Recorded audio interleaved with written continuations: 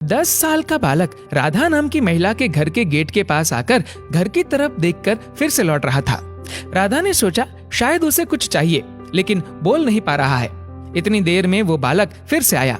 ऐसा 2-3 बार हुआ तो राधा खुद गेट पर गई और उससे पूछा, क्या बात है, क्यों बार बार देखकर जा रहा है, बता नहीं तो पुलिस को बुला लूंगी। बालक ने धीमी आवाज में बोला, आंटी जी क्या मैं आपका गार्डन साफ कर दूं? राधा को लगा ये कोई चोर भी हो सकता है, क्योंकि अनजान बालक पर कैसे भरोसा कर सकते हैं।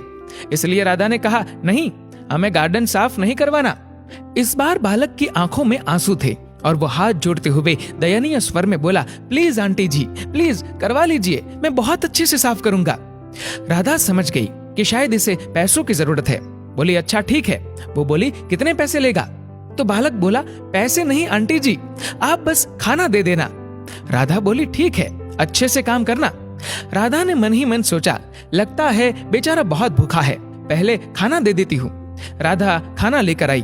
बोली, ले लड़के, पहले खाना खा ले, फिर काम करना। बालक बोला, नहीं आंटी जी, पहले काम कर लूं, फिर आप खाना दे देना। ठीक है, कहकर राधा अपने काम में लग गई। करीब 1 घंटे बाद आवाज आई, आंटी जी एक बार देख लीजिए सफाई अच्छे से हुई कि नहीं। राधा बोली, अरे वाह, तूने तो एकदम अच्छे से सफाई कर दी, गमले भी एकदम सही से जमा दिए। खुशी से बोली, यहाँ बैठ, मैं खाना लाती हूँ। जैसे ही राधा ने उसे खाना दिया तो बालक जेब से थैली निकालकर उसमें खाना रखने लगा। तो राधा बोली, भूखे काम किया है, अब खाना तो यहीं बैठकर खा ले, जरूरत होगी तो और दे दूंगी। बालक बोला, नहीं आंटी। राधा को लगा कुछ तो गड़बड़ है और फिर से पूछा, क्यों लड़के? बालक जवाब नहीं दे रहा था। तो राधा ने गुस्से से पूछ लिया, बता कहाँ लेकर जा रहा है ये खाना और क्यों कर रहा है ये सब, वरना तुझे अभी के अभी पुलिस के हवाले करना पड़ेगा। लगता है तू घर से भागकर आया है, बोल जवाब दे। इस पर बालक बोला, अरे आंटी जी प्लीज ऐसे मत कीजिए, मैं बताता हूँ, लेकिन आप वादा कीजिए पुलिस को नहीं बुलाएंगे। राधा बोली, लगता है तूने कोई बहुत बड़ी गड़बड़ की है, सच सच बताएगा तो छोड़ दूंगी। फिर बालक ने जो जवाब दिया सुनकर राधा की आंखों से जैसे आंसुओं की धारा बहने लगी।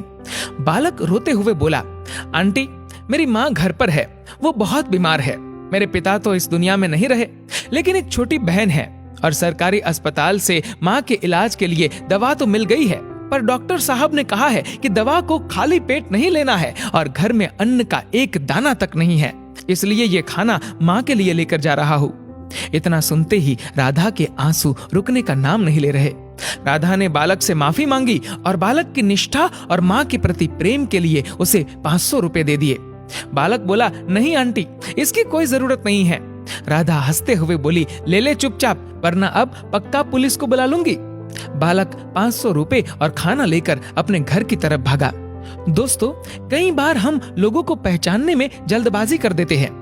आजकल तो माता पिता को आश्रम में रख दिया जाता है, लेकिन यदि इस दुनिया में जन्म लेने वाला हर व्यक्ति इस बालक की तरह हो तो शायद विश्व में कहीं पर भी वृद्धाश्रम की जरूरत ही नहीं रहेगी।